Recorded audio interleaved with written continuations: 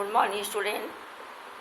मैं तुम्हारी हिंदी टीचर अर्चना राय आज तुम्हें व्याकरण पुस्तक से पाठ 1 भाषा, बोली, लिपि, व्याकरण एवं साहित्य, इसका शीर्षक है,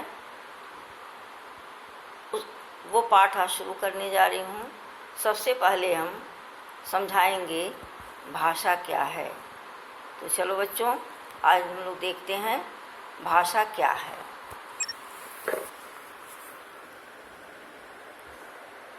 मनुष्य एक सामाजिक प्राणी है, इसलिए उसका संपर्क समाज के अन्य लोगों से होता है। उन तक अपने भाव एवं विचारों को पहुंचाने के लिए उसे भाषा की आवश्यकता पड़ती है। अब हम आगे देखेंगे बच्चों कि भाषा शब्द कैसे बना है। भाषा शब्द की उत्पत्ति संस्कृत की भाष धातु से हुई है, जिसका अर्थ होता है स्पष्ट वाणी। यह वाणी का वरदान ईश्वर ने केवल मनुष्य को ही दिया है, जो उसे अन्य जीवों से विशिष्ट बनाता है, अलग बनाता है। उपरोक्त विवरण के आधार पर भाषा को इस प्रकार परिभाषित किया जा सकता है। अब देखेंगे कि भाषा वास्तव में है क्या।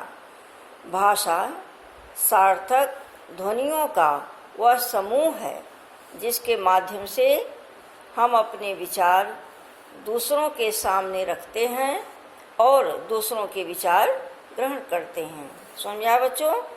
भाषा सार्थक ध्वनियों का वह समूह है, जिसके माध्यम से हम अपने विचार दूसरों के सामने रखते हैं और दूसरों के विचार ग्रहण करते हैं। ठीक है, अब आगे देखें क्या लिखा इसमें।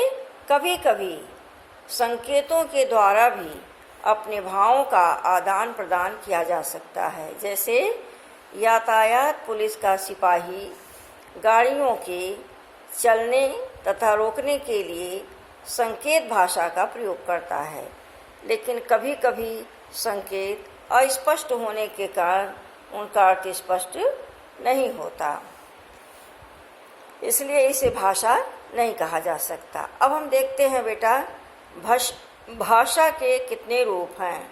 भाषा के 2 रूप होते हैं। सबसे पहले है मौखिक भाषा, दूसरी है लिखित भाषा। तो देखो मौखिक भाषा क्या है। अपने विचार बोलकर प्रकट करना और सुनकर ग्रहण करना भाषा का मौखिक रूप कहलाता है। मौखिक भाषा किसे कहते हैं? अपने विचार बोलकर प्रकट करना और किसी के विचारों को सुनकर ग्रहण करना भाषा का मौखिक रूप कहलाता है। यही भाषा का मूल रूप है। इसे सीखने के लिए प्रयास नहीं करना पड़ता। भाषा के इस रूप का प्रयोग सबसे अधिक होता है, जैसे भाषण, वाद विवाद, कहानी सुनाना, कविता पाठ, समाचार वाचन, संवाद बोलना आदि भाषा के मौखिक रूप हैं। यह भाषा का अस्थायी रूप कहलाता है। ध्यान से समझना बच्चों, मौखिक भाषा को भाषा का अस्थायी रूप भी कहा जाता है। दूसरा है लिखित भाषा। लिखित भाषा का जन्म मौखिक भाषा के उपरांत हुआ, यानी मौखिक रूप से सब कुछ स्पष्ट नहीं होता, तो लिखित भाषा का जन्म हुआ।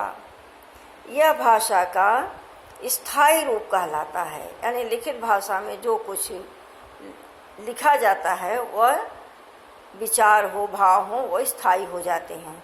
इसे भविष्य के लिए सुरक्षित रखा जा सकता है। यह ज्ञान देने के संचय का साधन है, ज्ञान को संचित करने का साधन है। एग्जाम्पल दिया है, जैसे निबंध लेखन, अनुच्छेद लेखन, कविता कहानी लेखन, पत्र लेखन, संस्मरण तथा लेख आदि लिखित भाषा के रूप कहलाते हैं। और लिखित भाषा को क्या कहते हैं? भाषा का स्थायी रूप कहा जाता है। तो समझ में आए बच्चों? फिर से हम देख लेते हैं भाषा किसे कहते हैं। भाषा सार्थक ध्वनियों का वह समूह है जिसके माध्यम से हम अपने विचार दूसरों के सामने रखते हैं और दूसरों के विचार ग्रहण करते हैं।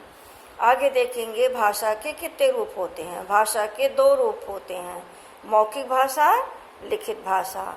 मौखिक भाषा को भाषा का अस्थायी रूप भी कहा जाता है और लिखित भाषा को स्थायी रूप कहा जाता है। समझ में आया बच्चों? कल हम लोग भाषा के कुछ अन्य रूप देखेंगे। Thank you student.